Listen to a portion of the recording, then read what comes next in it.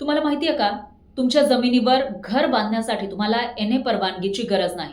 नुकतंच महाराष्ट्र सरकारने एक निर्णय घेतलेला आहे. त्यानुसार शेतजमिनीवर इमारत उभारण्यासाठी किंवा घर बांधण्यासाठी एनए परवानगीची सक्ती काढून टाकण्यात आली आहे. हा नियम नेमका काय आहे, त्याचा फायदा कुणाला होणार आहे, कशा पद्धतीने होणार आहे आणि किती पैशांची बचत यामधून होऊ शकते ते आपण समजून घेण्याचा प्रयत्न करूयात या व्हिडिओमधून. आपल्यापैकी बऱ्याचशा जणांना माहिती असेल, एखाद्या शेतजमिनीवर शेती व्यतिरिक्त इतर कोणतंही काम करायचं असेल, त्याच्यामध्ये घर बांधायचं असेल किंवा एखादं दुकान थाटायचं असेल, इमारत बांधायची असेल, प्लॉटिंग करायची असेल किंवा एखादा उद्योग सुरू करायचा असेल, तर त्यासाठी एनए म्हणजेच ती जमीन नॉन ॲग्रिकल्चरल लँड आहे, अकृषिक जमीन आहे, यासाठीची एक वेगळी परवानगी घ्यावी लागते. आणि ही परवानगी घेताना एकतर तुमचा वेळ मोठ्या प्रमाणामध्ये खर्च होतो आणि दुसरं म्हणजे पैसा सुद्धा मोठ्या प्रमाणामध्ये खर्च करावा लागतो. आपल्यापैकी ज्यांनी ही प्रक्रिया फॉलो केली असेल किंवा एनएसाठी प्रयत्न केले असतील त्यांना माहिती असेल, एकतर या परवानगीसाठी जिल्हाधिकारी असतील किंवा तहसील कार्यालयामध्ये तुम्हाला अप्लाय करावं लागतं. त्याच्यानंतर वेगवेगळ्या तपासण्या केल्या जातात. त्याच्यामध्ये 7/12 उतारा, नकाशे, झोनिंग तपासणी केली जाते आणि विविध विभागांची परवानगीची गरज असते. याचाच अर्थ ही सगळी प्रक्रिया फॉलो करण्यामध्ये तुम्हाला मोठ्या प्रमाणामध्ये महिने वाट बघावी लागते या सगळ्या परवानग्या मिळण्याची आणि एनए परवानगी येण्याची. त्याचबरोबर तुम्हाला पैसे सुद्धा खर्च करावे लागतात आणि याच्यामध्ये जर तुम्हाला एनएची परवानगी लवकर पाहिजे असेल तर मग एजंट संस्कृती सुद्धा फोफावत होती, त्यांना वेगळे पैसे द्यावे लागत होते. अशा पद्धतीनं सामान्य माणूस ज्यांना एनएची परवानगी पाहिजे ते मात्र त्रस्त होत होते. आता काय बदललेलं आहे, तर आता सरकारनं एक निर्णय घेतलेला आहे, महसूल विभागानं हा निर्णय घेतलेला आहे. जमीन महसूल कायद्यातील दुरुस्ती करण्यात आली आहे. त्याच्यामुळे काय झालंय, तर नगर नियोजन विभाग किंवा स्थानिक संस्थेकडून बांधकाम नकाशा जर तुमच्या जमिनीवर तयार झाला तर त्याच्यासाठी वेगळ्या एनए म्हणजेच नॉन ॲग्रिकल्चरल लँडसाठीची जी परवानगी घेतली जाते त्याची गरज लागणार नाहीये. तर हा जो नकाशा मंजूर झालेला आहे तोच एनए सारखा मानला जाणार आहे. याचा फायदा आता नेमका कोणाकोणाला होणार आहे, तर एकतर जे प्लॉट खरेदीदार आहेत त्यांना याचा फायदा होऊ शकतो. दुसरं, ग्रामीण भागात घर बांधणारे लोक, त्याच्यानंतर छोटे डेव्हलपर्स, गुंतवणूकदार यांना या सगळ्यांचा मोठा फायदा होणार आहे. आता यामध्ये पैशांची बचत नेमकी किती होणार आहे तेही आपण समजून घेण्याचा प्रयत्न करूयात.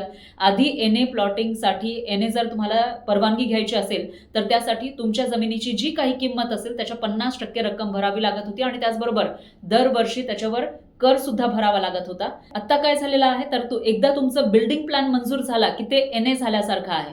मग त्याच्यामध्ये वार्षिक कराच्या जागी एकदाच तुम्हाला प्रीमियम भरावा लागतो. वार्षिक कर भरावा लागणार नाही, तर तुम्हाला एकदाच प्रीमियम भरावा लागेल.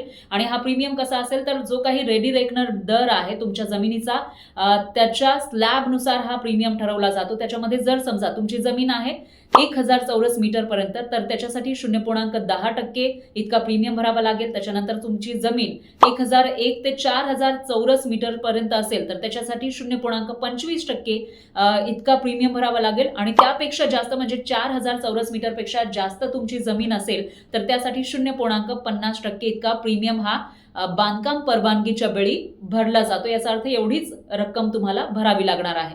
आता पूर्वी काय होतं की त्याच्यासाठी एनए परवानगीसाठी तुम्हाला 50% इतकी रक्कम भरावी लागत होती. म्हणजे तुमची जमीन ही 4000 चौरस मीटरपेक्षा जास्त आहे, त्याची किंमत समजा 1 कोटी रुपये आहे, तर 50% त्याची एनए परवानगीची जर तुम्हाला तिथं फी भरावी लागत असेल, शुल्क भरावं लागत असेल, तर ते किती होईल, 50 लाख रुपये. मात्र आता नवीनची स्लॅबनुसार तुम्हाला भरायचे आहेत ते किती भरायचे आहेत, 4000 स्क्वेअर मीटरपेक्षा जास्त जमीन आहे, याचा अर्थ 0.50% इतका प्रीमियम तुम्हाला भरावा लागणार आहे. म्हणजेच तुम्हाला 50,000 रुपये भरावे लागतील. आता याच्यामध्ये बचत कितीची होतीये पूर्वीच्या तुलनेमध्ये, तर 49,50,000 रुपये इतकी बचत याच्यामुळे होणार आहे.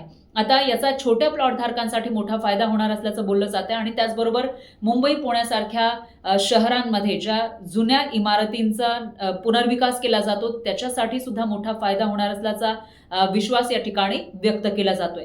मात्र सरसकट सर्व जमिनी एनए आहेत का, तर असं नाहीये. त्याच्यासाठी तुम्हाला एकदा हा GR बघावा लागणार आहे. आणि त्याचबरोबर तुम्हाला जमीन झोनिंग, ती जी जमीन आहे त्याचं झोनिंग नेमकं काय आहे, रेसिडेन्शियल आहे का, दुसऱ्या एखाद्या झोनिंगमध्ये येते ते बघावं लागेल. त्याच्यानंतर जर टाउन प्लॅनिंग त्या जमिनीवर होत असेल तर त्याच्या अटी काय आहेत ते बघून घ्यावं लागेल. त्याच्यानंतर आजूबाजूला रस्त्याची उपलब्धता आहे का, 7/12 मधील नोंदी क्लिअर आहेत का, हे तुम्हाला बघावं लागेल. आणि त्याचबरोबर स्थानिक प्राधिकरणाचे नियम नेमके काय आहेत ते सुद्धा बघावं लागेल, कारण प्रत्येक तालुक्यातील अंमलबजावणी ही वेगवेगळी असू शकते. त्याच्यामुळे जर तुम्हाला सुद्धा NA करायचं असेल किंवा प्लॉट तुम्हाला एखादा खरेदी करायचा असेल एखाद्या ठिकाणचा, तर त्याच्यासाठी एकतर अधिकृत GR जो आहे तो तपासून घ्या. त्याच्यानंतर स्थानिक तहसील कार्यालयामध्ये तिथली माहिती घ्या आणि त्याचबरोबर जमीन खरेदीपूर्वी वकिलांचा सल्ला घ्या.